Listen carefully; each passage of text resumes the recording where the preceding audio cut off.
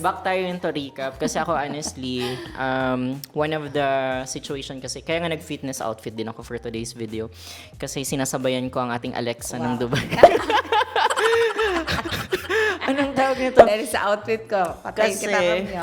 Kasi nga, Ticho, one of my problem before when I was starting with my fitness journey is parang naka-intimidate talaga ako every time I enter a gym. Marami akong research talaga, even yung mga malalaking gym talaga.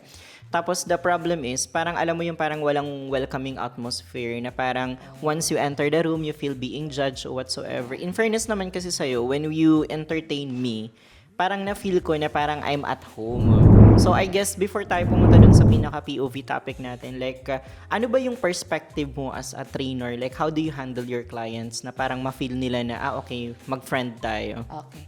Actually, maraming nagko-comment sa akin na medyo strict talaga ako. Talaga? Hindi ko man na-feel.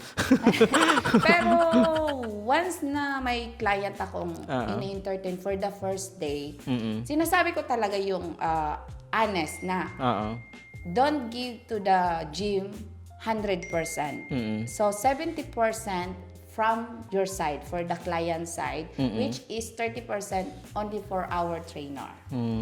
Kasi once na yung mga feedback nyo na positive, yun ang confident ko talaga sa okay, kasi I need to continue as a trainer. Yun nga, kasi if you try to see the bigger picture, nakikita ka lang naman nung tao, parang 1 hour, 2 hours in the gym, and the rest of the hours is ikaw na ang nagbabantay sa sarili mo. So, kumbaga, self-discipline din siya. Kumbaga, yung pinaka-major role mo lang is to guide yung mga tao the proper form na maging safe sila sa mga ginagawa nila sa gym.